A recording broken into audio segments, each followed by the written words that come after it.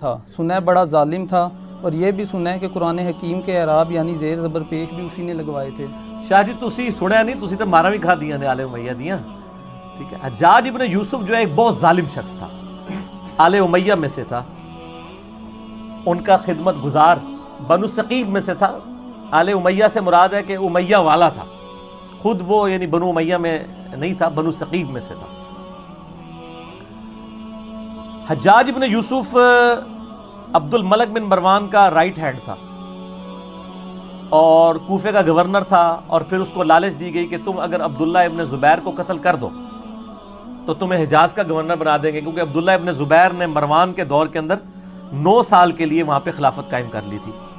شہادت حسین کے بعد مسلمان حکومتیں 2 حصوں میں بٹ گئی تھیں، شام میں اور باقی سارے ایریا میں یزید یعنی حکمران تھا، اور یہاں پہ چونکہ شہادت حسین کے بعد آپ کو پتہ ہے واقعہ ہررا ہوا، اور اس کی وجہ سے ایک ریونج تھا شہادت حسین کے۔ ریونج میں چونکہ اہل مدینہ نے بیعت توڑی تھی، اس لیے یزید نے حملہ کروایا تھا مدینہ شریف پہ، اسے واقعہ ہررا کہتے ہیں۔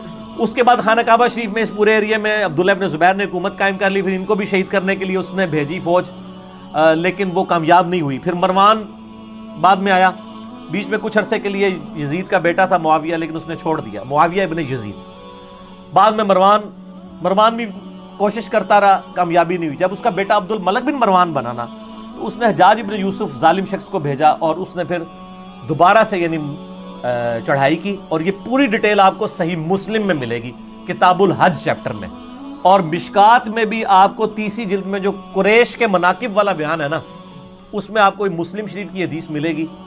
ایک حدیث یہ ملے گی کہ نبی علیہ السلام نے فرمایا بنو ثقیف میں ایک کذاب اور ایک ظالم شخص پیدا ہوگا، ایک کذاب اور ایک ظالم۔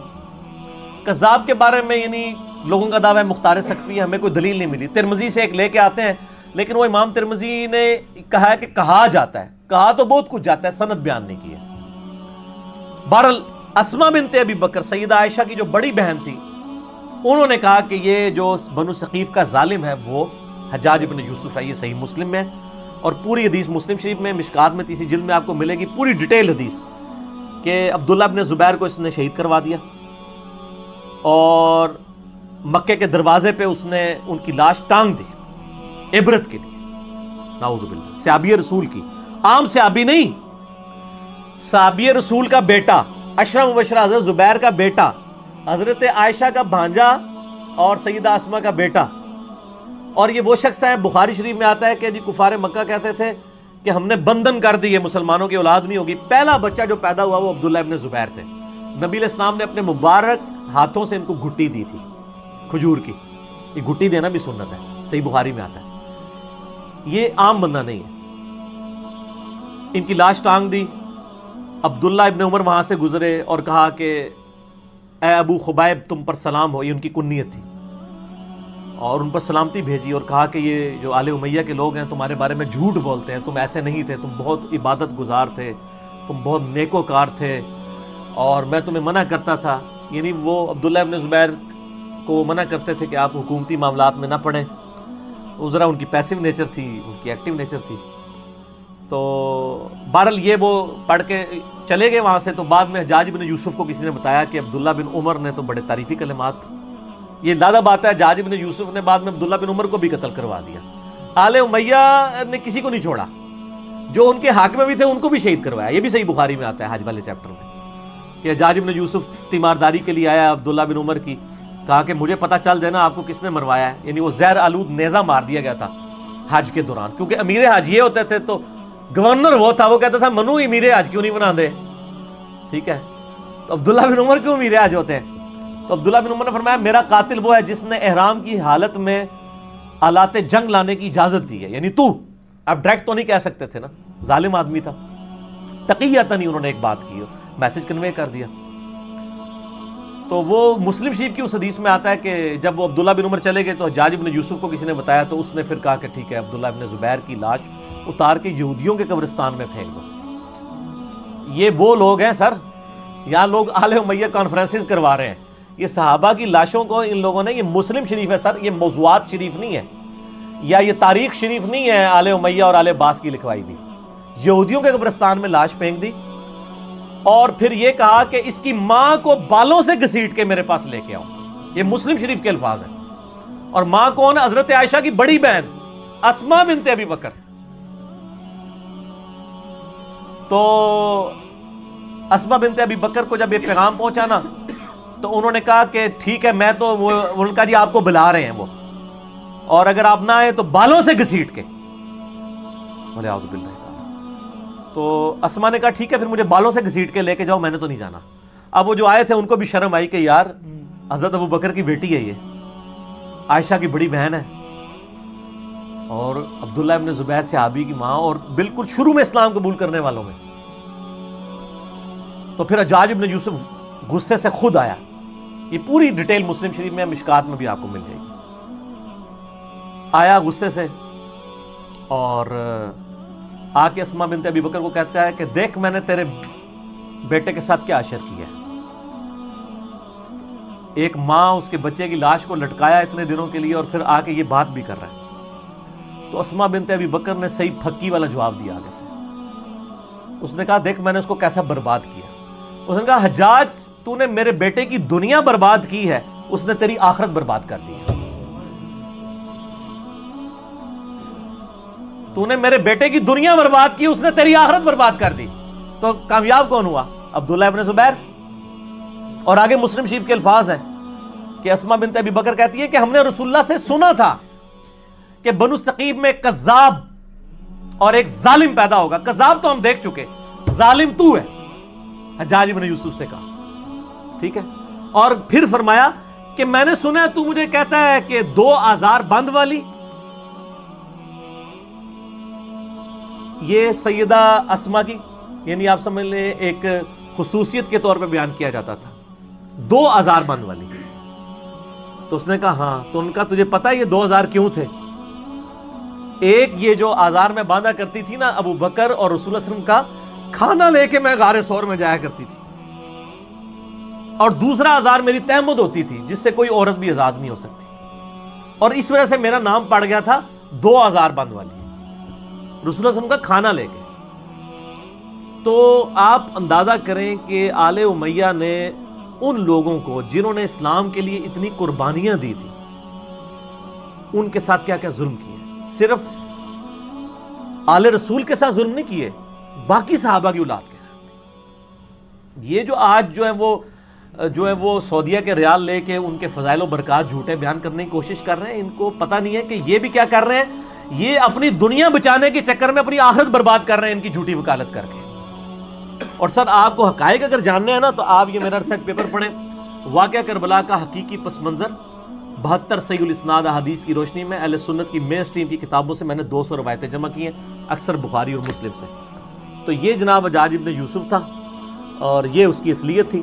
پھر اس کا اینڈ بھی ہوا ہے سر. ہر بندے کی اخیر ہوتی ہے نا، ہر بندے کی اخیر ہوتی ہے. پھر اس کو پھر کینسر ہو گیا تھا اور بڑی یہ بری بھیانک موت مرا ہے. اور موت کے اس نے آخری جس صحابی کو قتل کروایا وہ سعید ابن جبیر تھے، تابعی. ٹھیک ہے، وہ بھی بڑا دردناک واقعہ ہے، وہ میں بیان کروں تو آدھا گھنٹہ اور لگ جائے گا. اس کے بعد پھر وہ کسی پہ قادر نہیں ہوا قتل کرنے پہ. اور پھر بعد میں لوگوں نے خواب میں دیکھا ہے ان کا مجھے روزانہ ہر شخص کے بدلے میں 1 دفعہ قتل کیا جاتا ہے، اور اس کے بارے اس سعید ابن جبیر کو قتل کرنے کے بدلے میں 100 دفعہ قتل کیا جاتا ہے جو میں نے اس کے ساتھ ظلم کیا تھا. وہ بھی شیان علی میں سے تھے، خیر التابعین ہے سعید ابن جبیر رضی اللہ تعالیٰ عنہ، عبداللہ ابن عباس کے شاگرد. بہرحال یہ حجاج ابن یوسف کی پھر اخیر بڑی بری ہوئی ہے نا. یعنی یہ پھر بعد میں ولید ابن عبد الملک بنا، عبد الملک بن مروان کا بیٹا خلیفہ، اور اسی دوران ولید نے یہ مہم چلانی شروع کی کہ کیونکہ اس کے باپ نے وصیت کی تھی کہ میرے مرنے کے بعد میرا بیٹا ولید بنے گا، اس کے بعد اس کا چھوٹا بھائی سلمان بن عبد الملک بنے گا. تو اس نے یہ مہم چلائی کہ نہیں میرا بھائی نہیں بنے گا، میرے مرنے کے بعد میرا بیٹا کیوں نہ بنے. یہ تحریک اس نے چلائی. جب یہ تحریک چلائی نا تو سارے گورنر آپ کو پتا لائی لگ ہوتے ہیں، سارے مان گئے. ایک گورنر ایسا تھا جس نے کہا کہ نہیں، وہ عمر بن عبد العزیز تھے، مدینہ شریف کے گورنر عمر بن عبد العزیز رحمہ اللہ تعالی. وہ بہنوئی بھی تھے اس کے ولید کے. مروان کے 2 بیٹے تھے، ایک عبد الملک اور ایک عبد العزیز. अब्दुल-अजीज का बेटा उमर बिन अब्दुल-अजीज है, ये भी मरवान की औलाद है, लेकिन देख लें, और इसीलिए हम कहते हैं ना आले उमैया में उमर बिन अब्दुल-अजीज।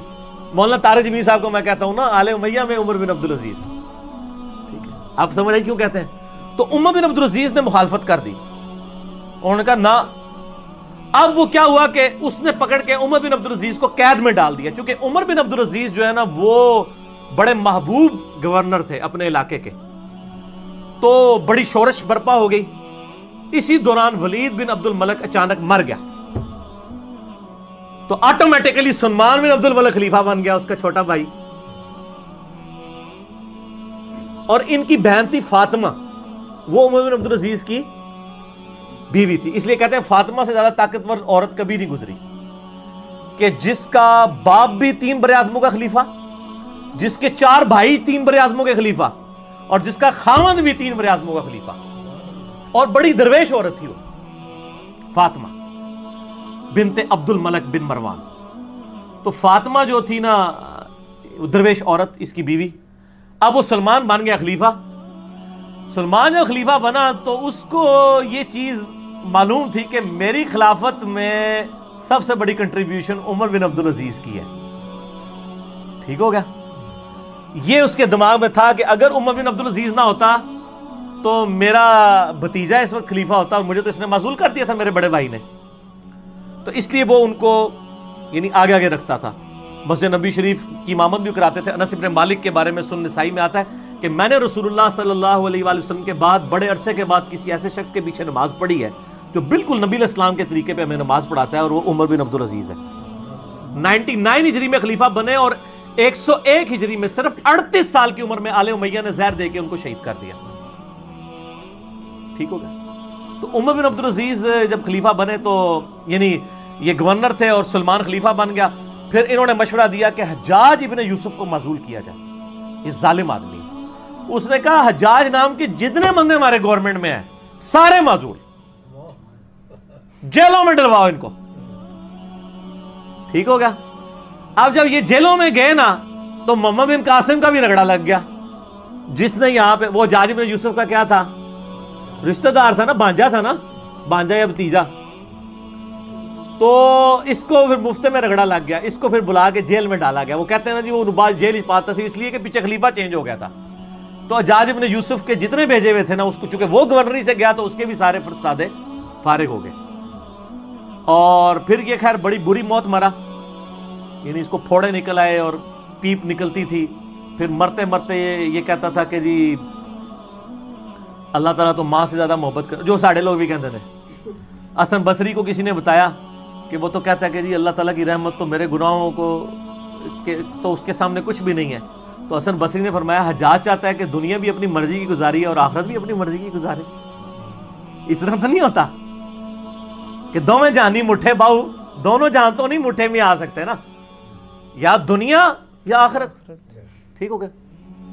तो खैर ये मारा गया। फिर सुलेमान जो है ना, उसकी जब मौत का वक्त करीब आया उसको भी एक बीमारी लग गई। तो उसने इरादा किया कि अपने छोटे 2 भाइयों को खिलाफत के लिए नामजद करे।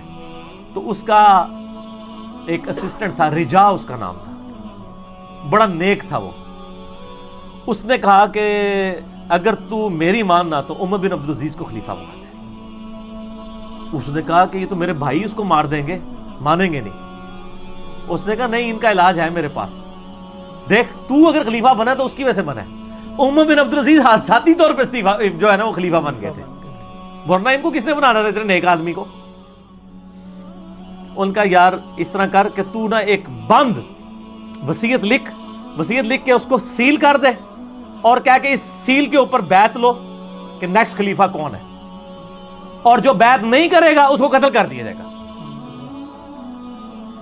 और तू लिख दे कि उमर बिन अब्दुल अजीज तेरे बाद खलीफा है, और उसके बाद तू लिख दे कि उमर बिन अब्दुल अजीज के बाद मेरा जो भाई छोटा है यजीद और अशाम वो खलीफा है। तो उनको भी उम्मीद लग जाएगी चलो 80 साठी बारी भी आ जाएगी। ये लिख के ना जनाब सील कर दी गई। अब सील लेके जब बाहर आए मैदान जंग में, खैमे से बाहर निकले, कहा जी अमीरुल मोमिनीन ने अपना सक्सेसर मुकर्रर कर दिया है, इसके अंदर उसका नाम है, तो बैत करो बंद पे। वो भाई आगे लालची, उन्होंने कहा ना खोल के पढ़, साडा ना लिखे कि नहीं। उन्होंने कहा मैं कहना थोड़ा ना लिखे, نہ تو لکھے سی لیکن یہ نہیں پتا کہ کہڑے نمبر تے لکھے ہے. ٹھیک ہو گیا. اور دوسری طرف عمر بن عبد العزیز آگے کہتے ہیں رجا مجھے بتا دے کہیں میرا نام تو نہیں لکھ دیا ورنہ میں جنگلوں میں چلا جاؤں, میں خلافت کا بار نہیں اٹھا سکتا. ٹھیک ہو. یہ آپ اپروچ کا فرق دیکھ لیں. تو رجا کہتا ہے میں نے زندگی میں ایک ہی جھوٹ بولا ہے, نہ اس سے پہلے نہ اس کے بعد, وہ یہ تھا کہ میں نے کہا عمر تیرا نام لیں گے بیچ میں, کیونکہ مجھے خطرہ تھا کہ یہ چھوڑ دیں گے اور مسلمان ایسے حکمران سے محروم نہ ہو جائیں. کہتے ہیں جب وصیت کھولی گئی, جب پڑھ کے سنائی گئی عمر بن عبد العزیز, تو عمر بن عبد العزیز جو ہے وہ بے ہوش ہو کے گر پڑے. 2 بندوں کے سہارے, ایک 35 سال کا نوجوان 2 بندوں کے سہارے لا کے ممبر تک لایا گیا پہلا خطاب کرنے کے لیے, اور آل امیہ کے چہرے لٹک گئے. لیکن جب پڑھا کہ ان کے مرنے کے بعد وہ بھی بنیں گے تو ان کو امید لگی, ان کا چلو ٹھیک ہے ساڈا یار بنوئی ہے نا 100 کرو کیڑا باہر دا بندہ ہے. ٹھیک ہو گیا. دادا تو ساڈا مروان ایک ہی ہے نا. ٹھیک ہو گیا. پردادا. تو یہ پورا معاملہ ہوا. عمر بن عبد العزیز رحمہ اللہ تعالی ورضی اللہ تعالی عنہ علیہ السلام یوں خلیفہ بنے. پھر سر 2 سال صرف ان کو رہنے دیا ہے, 2.25 سال. جتنی حضرت ابوبکر کی خلافت کا ٹینیور ہے نا اتنا ان کا. اور دیکھ لیں اسلام میں 5 خلفاء ابو بکر, عمر, عثمان و علی اور حسن ابن علی کے بعد 6ٹھا خلیفہ ان کو مانا جاتا ہے. بیچ میں کسی کو خلیفہ نہیں مانا جاتا. علی منہاج النبوہ. 2 سال کے اندر, 2.25 سال کے اندر انہوں نے پچھلے 40 سال میں آل امیہ نے جتنی لوگوں کی جدادیں ہتھیائی تھی نا ان کی اولادوں کو بلا کے واپس کی. جو جاگیر فدق تھی وہ بنو ہاشم کے حوالے کر دی, اور ممبروں پہ جو پچھلے 60 سال سے سب و شتم ہو رہا تھا مولا علی پر, لعنت کروائی جاتی تھی, وہ بند کروا کے ان اللہ یأمر بالعدل والاحسان یہ والی آیت خطبے میں داخل کی. اور تبدیلی آ گئی جناب. یہ تبدیلی تھی جو آئی. اور راوی کہتے ہیں کہ جی عمر بن عبد العزیز جب خلیفہ بنے نا اس سے پہلے تک یہ حالت تھی کہ لوگوں کی چوراہے پہ یہ گفتگو ہوتی تھی تیرے کتنے پلاٹ ہیں اور تیرے کتنے بنگلے ہیں اور تیری کتنی بیوی ہیں.